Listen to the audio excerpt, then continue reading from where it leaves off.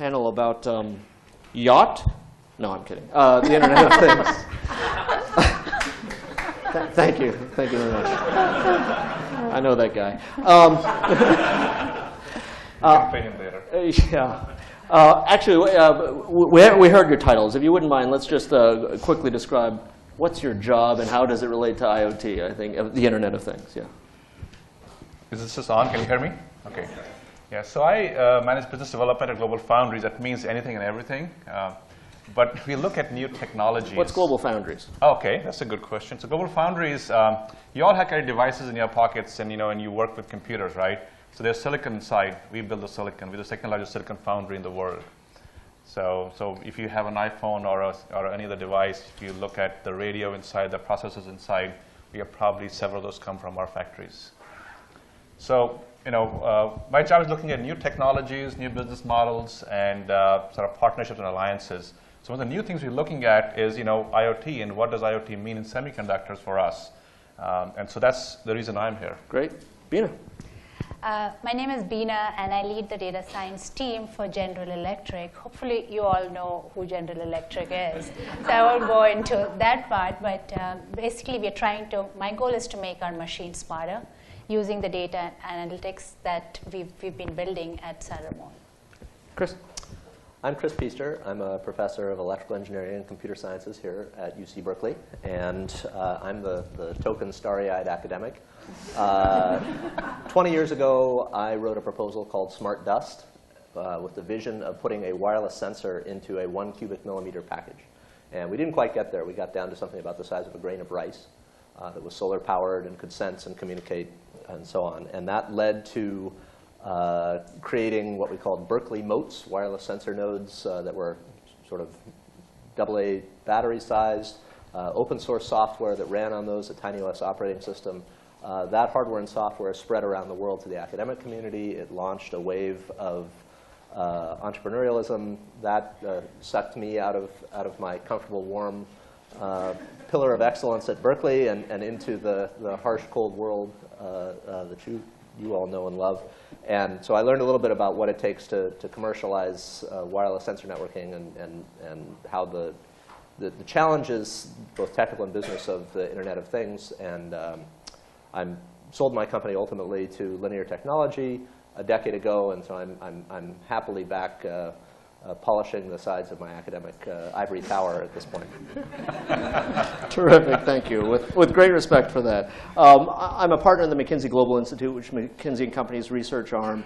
We haven't been looking at IoT as long as Chris has, but even a half-decade ago, my colleague Naveen Sastry, who you know well, Chris, we started writing about the potential for IoT to really have business impact. And of course, things have taken on since then. We wrote another report recently, which we released, which basically said in the next 10 years, on an annual basis, IoT could potentially unlock $4 to $11 trillion of economic potential going forward. So that it's the hype is obviously there. But what we want to talk about today is, what does it take to get beyond the hype to really make IoT real, to really capture value from it? So we'll explore some of that with our distinguished panel.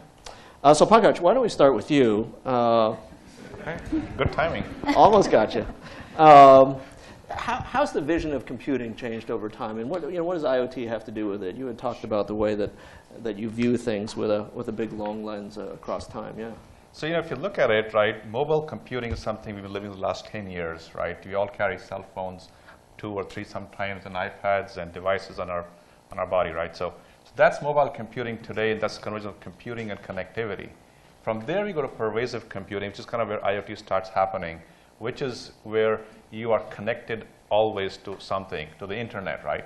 And you're always communicating your state, and you're creating data, which you guys are analyzing and doing something with. But that's still, things like your Fitbit or things like your smartwatches or your Nest thermostat. But that's still not talking to each other. But the next phase is intelligent computing. Things like drones, robotics, self-driving cars, where devices are connected to each other and talking to each other. They're intelligent. They're actually making decisions. They're making real-time decisions and doing something with that. So that's the shift. And what drives the shift is things like connectivity. You need to have from 1G to 2G to 4G to now 5G connectivity, which is going to give you 1 millisecond of latency, right? And that's what's needed for doing real-time computing. It gives you tremendous downloads to data centers. When you create these petabytes of data, what do you do with that? How do you analyze that? You get data centers. So with all these devices, you go from mobile, you go to pervasive computing, to intelligence computing, tied to connectivity in data centers. And that's what drives IoT. IoT creates the data, and IoT consumes the data. Well, Chris, you've been down in the trenches for 20 years, as you've described it. We've seen, if you look at Minority Report, you see these applications of IoT depicted by Hollywood, et cetera. But it feels like something's really happening now. What's changed over the time that you've been involved, and what are the sort of triggers that?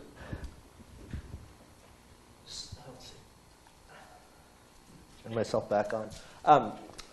And I think one of the things that's changed is that we are on another upswing in the hype cycle. And the good news is that there's a bias in the hype cycle on the technology side. The technology is getting better. People are understanding the business models a little bit better. The whole rest of technology is more able to absorb the information coming from it. So, and from my perspective, the technology in low power, reliable mesh networking got to the point where industry was willing to adopt it. And that was where my company crossed the chasm. So I started off trying to make these little, smallest wireless sensor node that I could. I ended up selling into an industry that when they say a wireless sensor, it's something that weighs about 10 pounds. It's made out of stainless steel. It's this big, and it gets bolted into place for a decade or more. And in that environment, in industrial process automation, reliability is the only thing that matters. And it doesn't matter how low power you are or how low cost you are. If the device doesn't get the data through on a regular basis within a reasonable amount of latency, no one's going to end up using it. So that was a technology challenge. That was a hard challenge. And I think, frankly, that those issues of latency-bounded reliability and power consumption are still going to limit an awful lot of the good ideas that people have today in the Internet of Things. Because it turns out that the same thing has happened in the past in home automation, right? There's X10 and Powerline Carrier, and there's a whole list of things that were supposed to revolutionize the way we interact with our home environments and so on. And usually, they failed because they were not reliable. And that once you flip that switch a few dozen times, just the heck with it, junk it, and you throw the technology out. So I think it's an interesting. I'm optimistic looking forward. I do believe that all of the vision that people have about the way that intelligent sensors are going to change business and our daily lives. I think all that will happen, but I think people are very. They're not worried enough about the difficulty of delivering those bits reliably over a long period of time. So I think where I see progress is where you've got the good business case, the vision, the right company structure and industry structure, and underneath it there's a handful of people who appreciate how hard the reliability problem is, and the security problem. That's a separate. Let's come back to that. But I'm curious. There are a set of these technological problems around latency and reliability, as you mentioned, and power budget. You made reference to companies and seeing business cases. Are you seeing that now? And what are the unlocks to really capture some of that? Well, we're certainly seeing, and industrial process automation is undergoing a revolution right now. And the interesting thing, if you're in an oil refinery or a paper mill or a sewage processing plant, these sexy applications, and you want to put in a new sensor in that environment, it costs you $10,000 to run the wires to it. That's just sort of the accepted industry number for putting in a new sensor.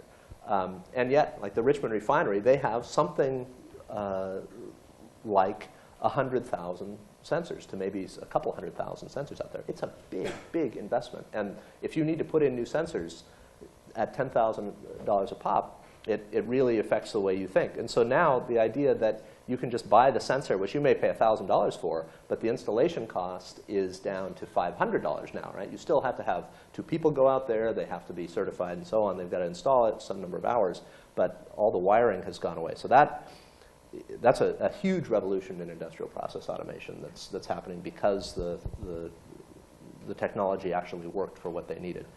That technology then has been spreading outside of that. So if you drive around in San Francisco, for example, or in Los Angeles, in San Francisco, you'll see these little round circles in the middle of all of the parking spaces that are on the city streets. And I think there's 8,000 of them right now. And each one of those has a little sensor that detects when there's a car on top of it.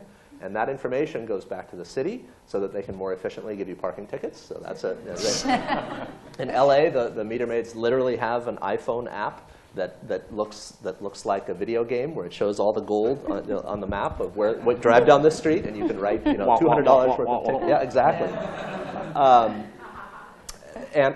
But it's also doing things like giving you real-time signage, so it'll tell you at some intersections there's free parking that way, and you can get an app, iParker, something like that lets you see where all the open parking spaces are in the city right now. So, and that whole network, by the way, 8,000 nodes, real-time monitoring of all those parking spaces burns less power than the light bulb in your refrigerator. So. So Beena Chris made reference to two broad classes, the ways in which it changes our lives as consumers, and then these sort of more industrial B2B applications. Yeah. Maybe talk to us about where you're seeing value and what your company's doing, and how the Internet of Things and the data that it produces. Yeah. So basically, we call it the Industrial IoT. Like IoT, as Pankaj was saying, basically refers to Fitbits or wearables or mobile phones, but we're talking about really large equipment, like jet engines or locomotive engines, wind turbines.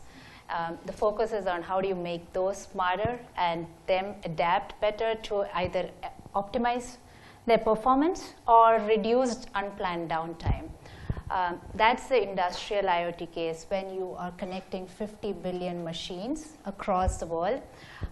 What are the outcomes that it can drive? And to refer to what you were saying, Chris, we also try to make like the bulbs. How do you make the bulb, sensor the bulbs so that they can track the movement in the city? Mm-hmm. Not only the sensors that's embedded on the pavement or on the parking spot, but can you capture data from the bulb and then use that to communicate? Just in terms of even to reduce, say, the amount of light emitted by the bulb, depending on if there are people around or not. Like, can we reduce that? It seems really trivial, but when you add up, it's a lot. In terms of data, we're looking at, I'll give you an example of jet engine data.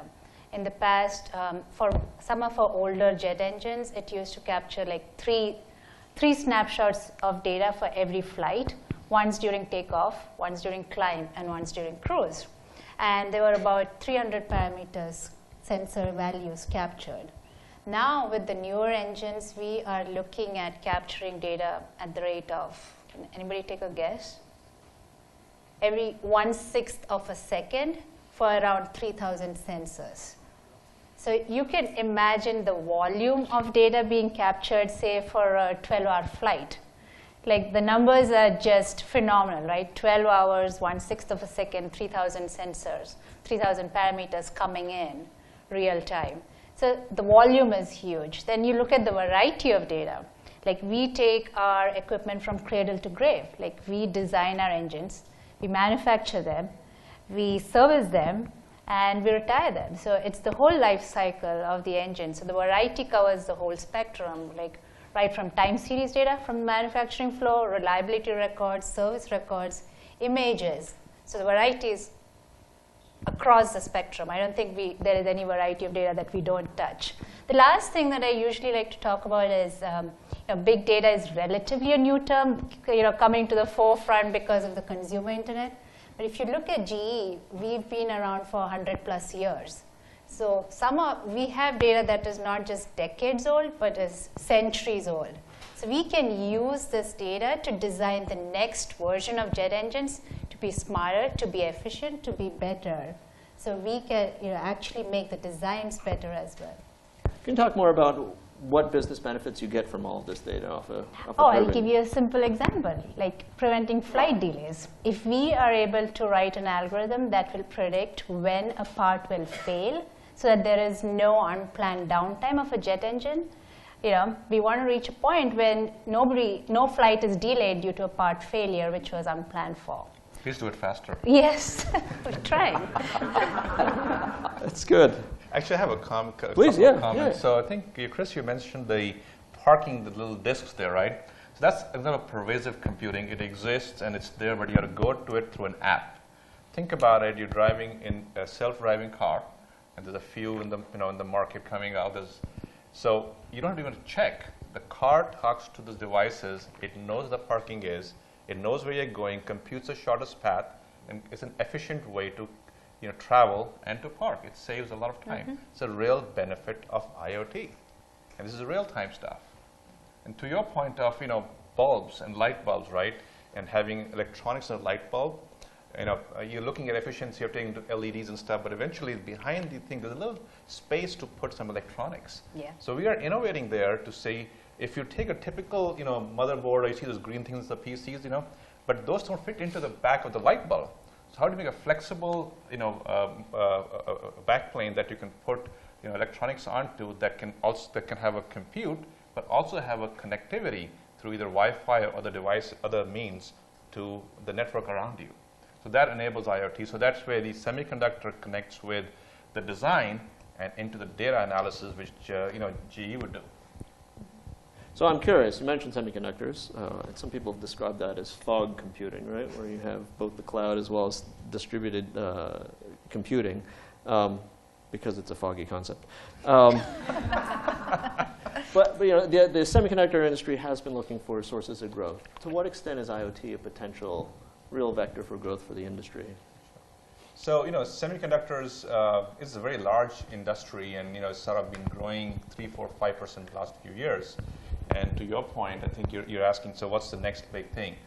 The biggest thing in the last 10 years was the smartphone growth. The smartphone just drove the industry like nobody's business, like hotcakes.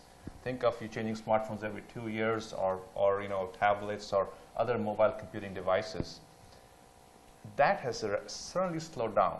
Last year, the beginning of the year when we began, everyone predicted 26% growth in smartphone. Growth 26% of 1.3 billion base of devices. That was huge. In August, September came down to like 8 or 9%. This year is about 6 to 7, 8%.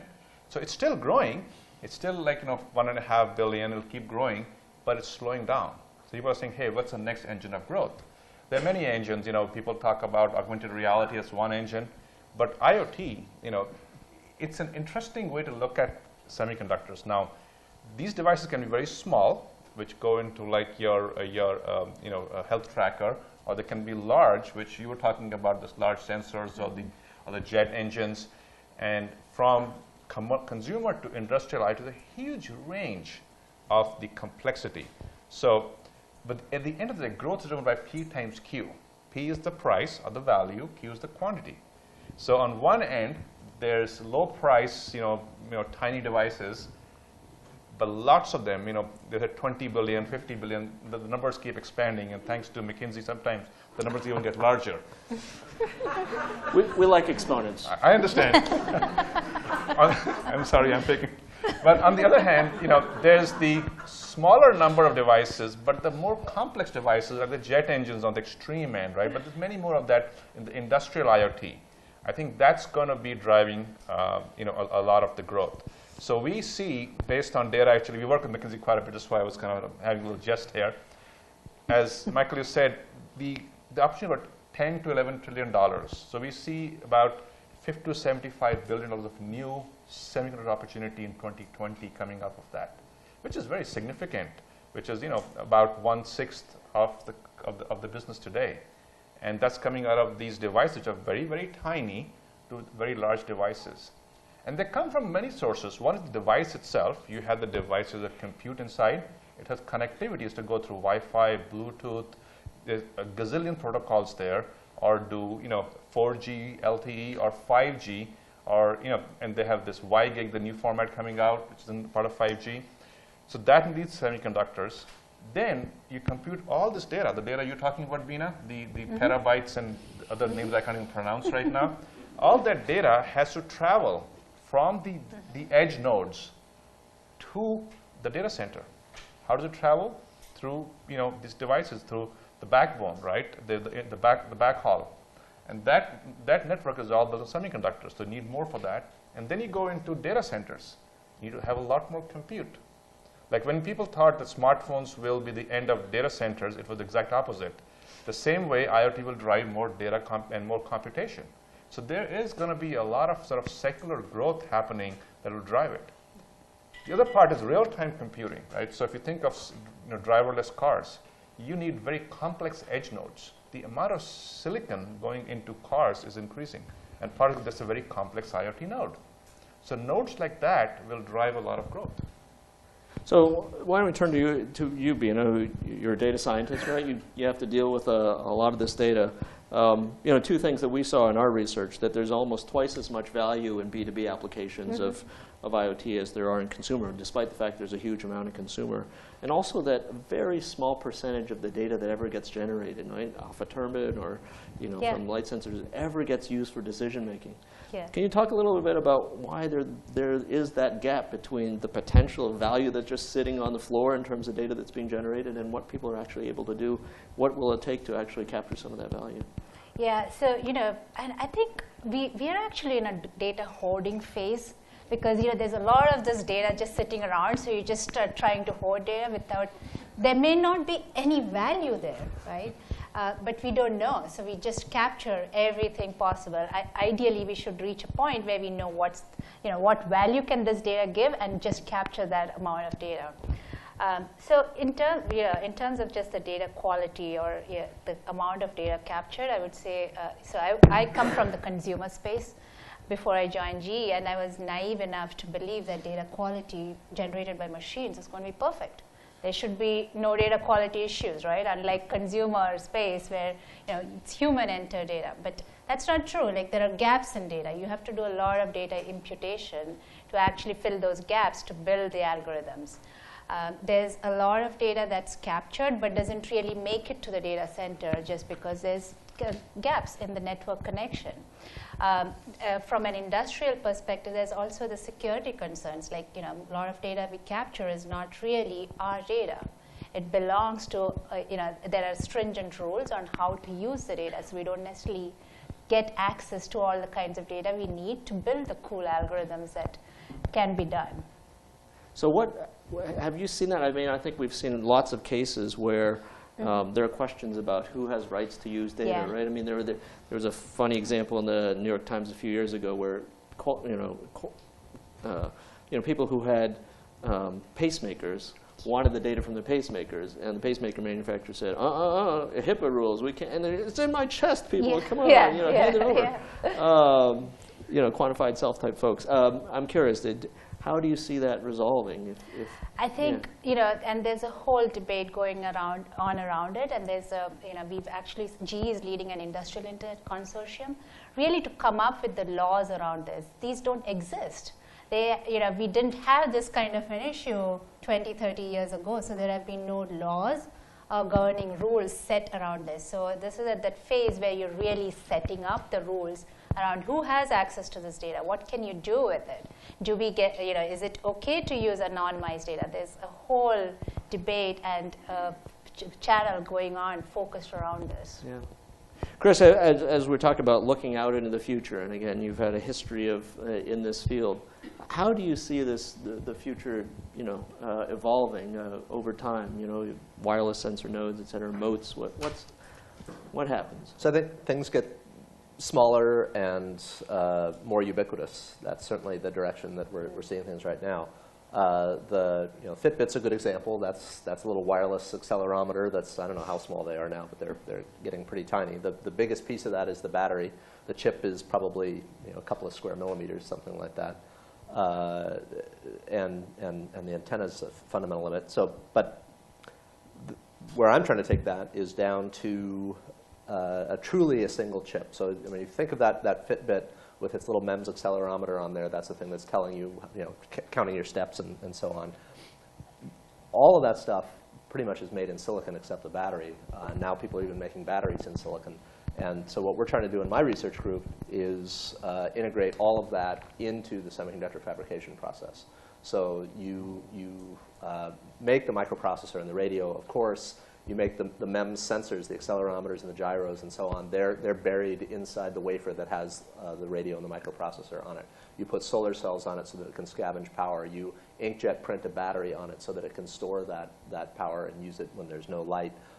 You do really clever things to try and get the antenna to be efficient in that size scale, which is a fundamental challenge. You figure out new architectures for the radio so you don't have to have these little crystals that are surround every radio, the ones in your cell phone and everything else. So that's my current research project in this area, is to shrink it all down. And I think that we're going to get down to something that's about 2 millimeters on a side that is a fully self-contained wireless sensor node with roughly the same capabilities as a Fitbit. And, including power. Including the power. And when we can do that, then I finally get to realize the dream that I've had for a long time of, I want to put one on each one of my fingernails. So I've got my keyboard with me wherever I go. And so when I come up with a good idea in the shower, which is where all of my good ideas come from, I can type it. I can write it down. I can send myself an email instead of getting to work an hour later and being like, what was it? That was such a good idea. Yeah. So. I think you just embedded a mode, right? There you go. But is that, we're embedding RFID chips in, pets. Are people going to have? I do think, in terms of applications that are coming, I think smart buildings is going to be huge. That's going to drive an enormous amount of value. And I think the smart body, the smart human, is another one. And on Star Trek, there's always, well, let's run a level 5 diagnostic on you, or get you to sick bay. And if you could continuously have all the tests being run on you that are currently run on you only when you're in the ICU in a hospital. So all the basic blood chemistry is being done. I won't go into the long list of wet systems in the body, but where that analysis is being done, first off, you never have unanticipated illness, right? Even the silly things like you're coming down with a cold, you better cancel that trip or whatever. Or there's elevated levels of white blood cells, you need to get to a real doctor right away. And things like cancer, if you can get them early, you usually can stop them. Whereas if you miss it, so that kind of thing where you've got just a full multi-megabit download from your body's systems. I think that's coming. And I wrote, in 2000, I wrote something called Life in 2010, where I predicted what we were going to have, and I was dead wrong about most of it. But, but one of the things that I thought, this isn't going to happen in 10 years, it's probably going to be at least 20 years out, was the instrumented body, where people would have sensors in them, and they'd be networking with each other. And I didn't think that would happen by 2010, so I put it in 2020. But that's one case where one of the members of the Berkeley Sensor and Actuator Center is a medical devices company, and over dinner one night, before 2010, actually, they said, we make implantable things for eyes and for spine and for this duct and that and everything else. And we're starting to see a number of our customers have 2 or more of our devices in them. We're thinking it might be time to network those things so that they don't just talk wirelessly to the thing by your bed, but they're talking to each other. So sure enough, the one thing I thought was going to take longer actually came in before 2010. Already, that kind of thing is already happening. Are there risks associated with being a networked machine that doesn't always show up at the repair depot? Well, you want to talk about a security risk. And there's a security risk, right? The rumor is, I think it's true, that Dick Cheney had the wireless connection to his pacemaker disabled before it was put into his body because he figured that he might be subject of attack, wireless attack. And I've got a good friend of mine at Michigan, Kevin Fu, who has shown lots of clever attacks on biomedical devices. And they're things that you would not want to have happen to something inside your body. And that's, people don't take security seriously enough. It's amazing. There's this small cadre of people who are just absolute fanatics about it, and they're about the only people on the planet who take it seriously. And everybody else, the marketing people and the sales people, it's a checkbox, you've got to say security on there, but somehow it doesn't get to the level of fanaticism that you need in the real world. Can you give some examples? What are the sorts of things that have been demonstrated to be possible? Oh, that's such a long list. And the I'll tell you the thing that I don't ever want to have happen is I don't ever want to pick up a newspaper and find that a refinery somewhere blew up or a chemical processing plant released a giant cloud of toxic chemicals because my network screwed up, because somebody's hacked my network. And so over the years, we had many customers say, oh, I don't want security, that's too much hassle or whatever. And we did not let people turn off security. And we built it as well as we possibly could. The message to the engineers was, assume you're living next to the plant, right? You're living next to it, and people are hacking into it. Make sure that you and your kids are safe. So, but the things people have said are amazing. The head of a major building automation company, whose charge it was to decide on the wireless system for their company, and was working on lighting control and HVAC control, said, why do we need security? Security is not important for our industry. And I was thinking, if you put a wireless lighting control system into a skyscraper and you don't turn security on, the neighborhood kids or the neighborhood colleges are going to have a great time playing video games with the lights in the rooms on the sides of the building, and turn the HVAC on and off. And on top of that, it turns out, if you look at the data from lighting control and HVAC control, you can learn an enormous amount about what's going on inside that building. And even just industrial espionage of who's meeting with whom and what part of the company isn't turning their lights on anymore, and just all sorts of stuff. I've got traces from studies we did in Corey Hall in the early days, and you can learn plenty of things about people that they would rather not have just from lighting and heating, ventilation, and air conditioning information, let alone, Yeah. I think the challenge is as you're connecting these devices, I think you mentioned that when you have multiple devices that are talking to each other, right? So there has to be reliability to the point you're making. You drop data. If you drop data, you know what you dropped and how critical that data was. The other thing is on the security side.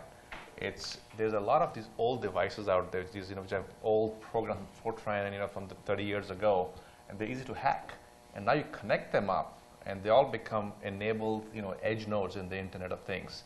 And to your point, you can go in and hack them much more easily, and you don't even know what the security risks are. You can build stuff into what you're building now, but what's already out there, which was not supposed to be connected, now is connected and can be reached over a network. The danger of that is tremendous. So there's a lot of, I think, work required to go address the security aspect structurally. And then to the point you mentioned it was legal. The laws will have to evolve because now you have machines. The IoT will actually be an M2M, machine-to-machine kind of conversation. So think about it like you're driving in a driverless car, and you're sitting on the passenger side, and the car's driving itself, and you hit somebody. Who's at fault? Or there's a cop driving a driverless car. He pulls over somebody else who's a driverless car and says, it's a driverless cop that pulls over the driverless car. He says, do you know why my car stopped your car? He has no idea. It's kind of the cartoon we saw like 20 years ago, the dog and the cat sitting on the computer. The dog says, on the internet, they don't know I'm a dog. The same kind of a concept. It's a mental shift we have to make. So I think IoT and machine-to-machine will drive a lot of social, legal, sort of shifts and challenges that we have to overcome. It's not just machines. It's not just data. It's not just compute. Pankaj, I'm curious too. You talk about some of these futures where the autonomous cop cars pulling off other autonomous cars. But I heard from you that you really think that this is becoming more real. That it's not just the interesting fantasy land. I'm curious. You had a thought for when you can tell that the kink in the curve is actually happening. Well, there's hype, and when there's hype, you see a lot of venture capital money chasing that hype. And we saw this in every generation of the last 10 years. That it was the internet, or the Web 2.0. But at some point, the hype goes away, and the real industrial requirements start coming in. So to me, when the VC money starts getting more carefully spent or stops getting spent, and people like GE come in and say, I have real machines, I have real devices, I have real industrial automation requirements that need to be connected, that need this IoT. I think that's where you start actually getting reality. And so it's real now. I think it's getting to be real, yeah, because when the Fitbit came out, or when some of these devices came out, it was like, okay, it was a nice curiosity. People bought them. The question is about the second, the third, the fourth generation, and how will they improve and how will they help you change your life? So that's the consumer side of things. But on the industrial side of things, which you won't see for the most part, it'll happen sort of behind big walls and big gates in large companies. They will be doing a lot of automation. In our factories, in Dresden in Germany, we use IoT for the last 3 years to monitor the chemicals, to monitor the thermals, etc. So it's already been there. It's not like a new thing. It just is kind of getting more fashionable and getting a lot more, people getting more aware of it. The other thing happening is the data part of it, right? There's a lot of data, and what do you do with that? So to gather the data, to process the data, and to do something with it, I think that's where a lot of work is happening right now. So it's making that IoT more useful from being a point-use thing. I measure temperature and I track that to I measure this 10, 15, 20 things. We said 300 sensors in the turbine, in the engine. You measure all of this and you track it so you can predict what's going to happen. And before it happens, as soon as it happens, you know that. So that actually helps you in your large industrial installations. And that's real business value. When the real business value comes in, people spend the money to solve the problems, solve the legal problems, solve the less social in that space, but mostly legal and the structural issues, they solve them. They're incentivized. So that's why I think it is kind of crossing the chasm. It hasn't crossed the chasm, but I think we're getting there. Yeah. And not only just improve, being able to predict the failure, but can we, for a turbine, can you change based on the direction of the wind or the external factors? Can you adjust the speed or the way the blade is positioned to capture the most wind power possible? So even changing how the machine performs real time based on external factors, that's a huge thing. So we're going to have a chance for people to ask questions. Let me finish with one for you, Beena, which is that we've talked a lot about the technology, but in an industrial context, in a corporate context, it's not just the technology, but there are people involved, right? And so how, you're part of a large company with a lot of people. How has the IoT and the data that it generates changed the way that you organize, manage? So, GE, as I said, has been like for 128 years or so. So it's a big iron company. At its core, it's a manufacturing company. It manufactures big equipment. Unlike software companies or like Facebook or LinkedIn, it's IT or technology is not at its core, where people naturally just adopt software or adopt data science as a solution to a problem. So it's a huge cultural shift. It's, I can build the best possible algorithm to predict a machine is going to fail on the shop floor. No, I've been doing this job for 30 years. Your algorithm cannot tell me when this machine is going to fail. I know when it's going to fail. There is a lot of cultural change that needs to happen from a people aspect. And also, this whole space is so new.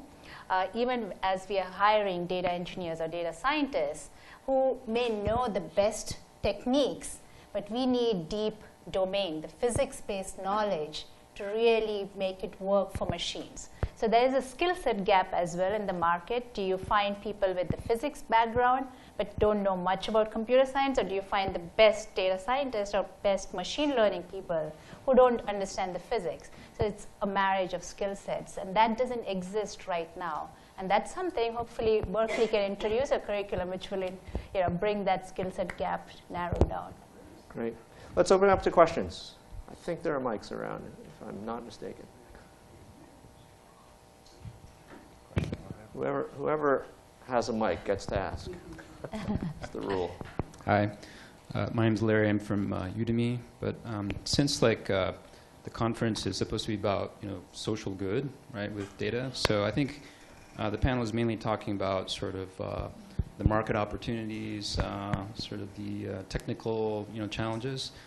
But if you think about it, I mean, this is a pretty big thing, right? So if you start embedding devices everywhere, there's potential for a lot of new military applications, new opportunities for terrorism.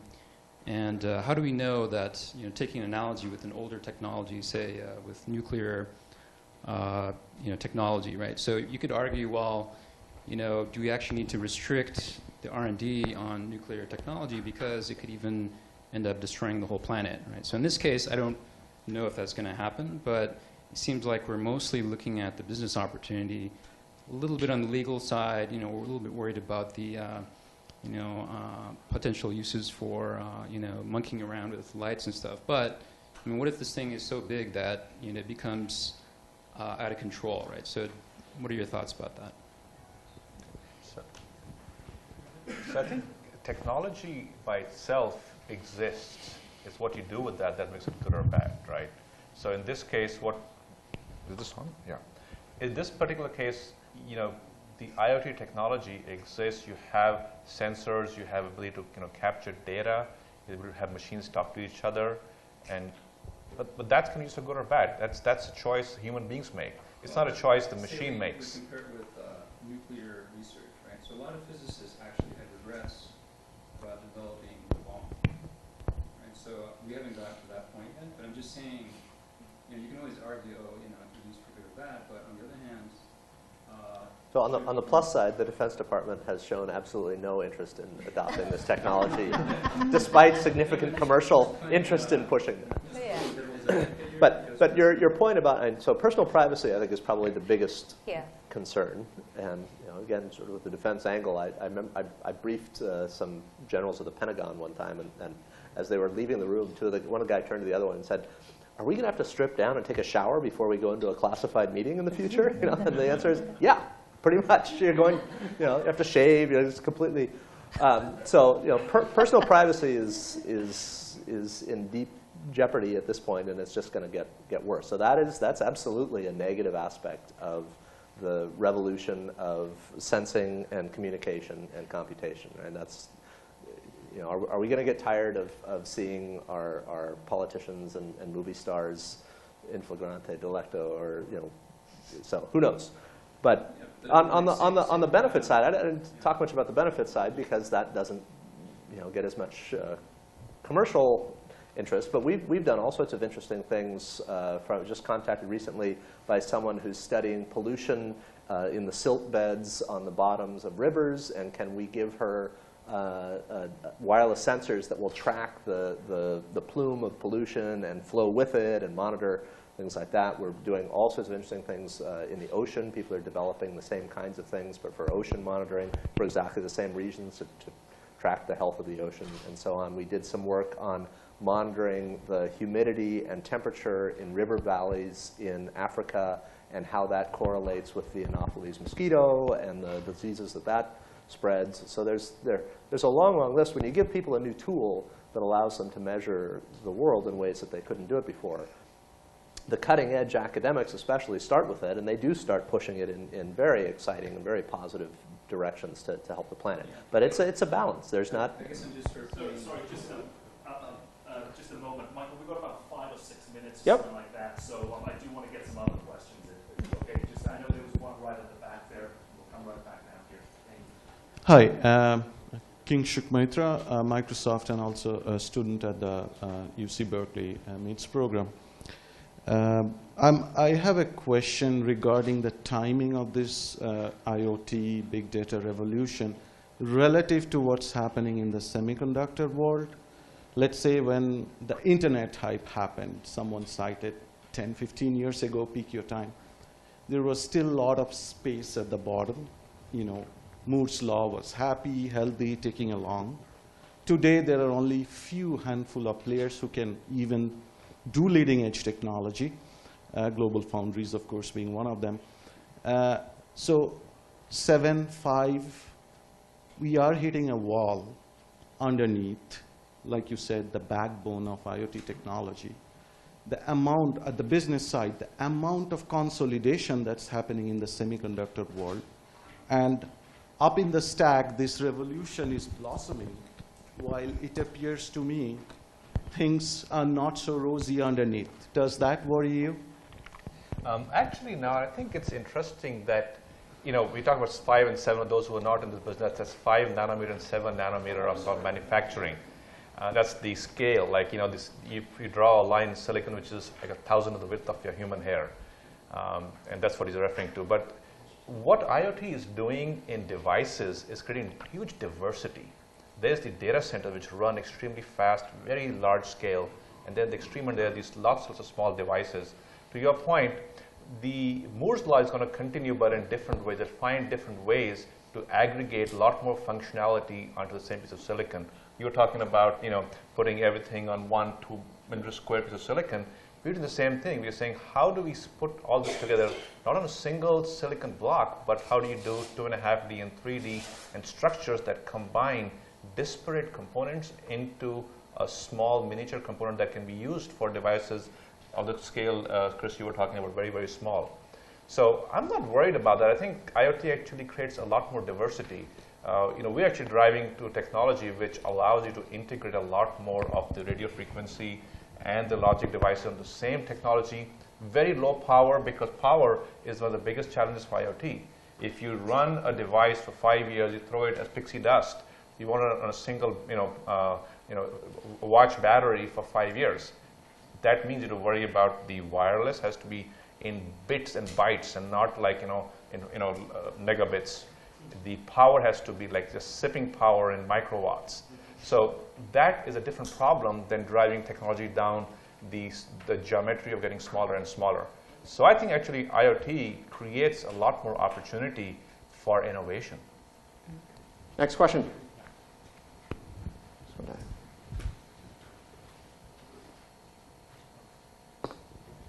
So I'm often on these message boards for like Raspberry Pi or Arduino websites, and there's always these fascinating mixes and matches of sensors and these components that people demonstrate, right? And I constantly think, wow, that would be great to buy for my own house, right? But I rarely see many of these pretty nifty ideas come to market. What is preventing a lot of these things from being commercialized? Is it not reliable? Is there too small a market? Is it not user-friendly? What is it?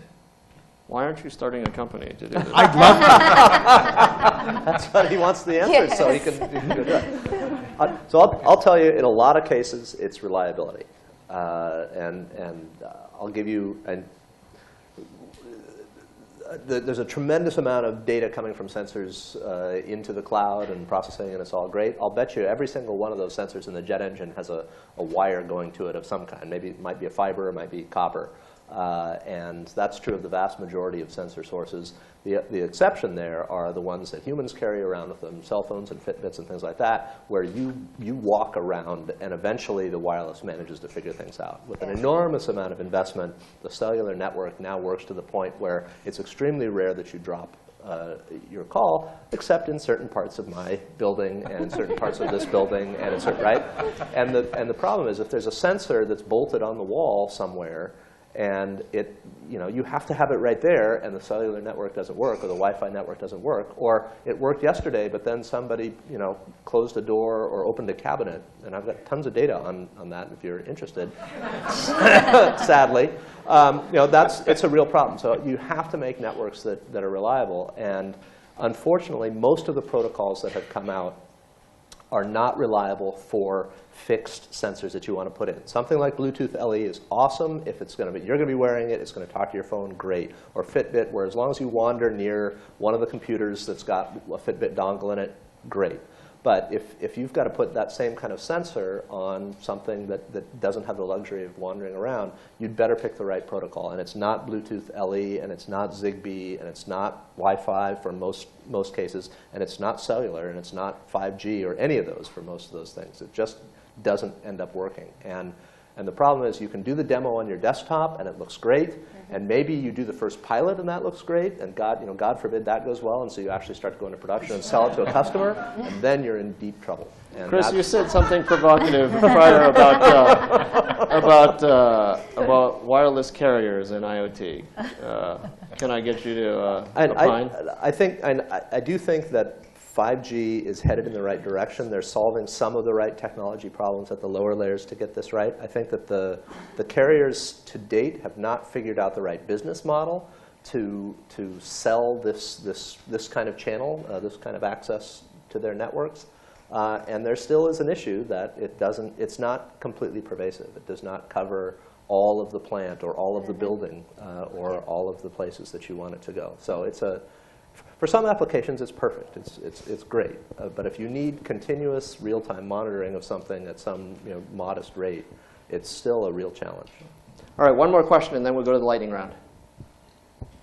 Hello. So you mentioned latency as one of the challenges. I would like you to expand on that because I'm an HCI researcher, human-computer interaction, and latency is a big problem when you're dealing with real interfaces that actually respond to you.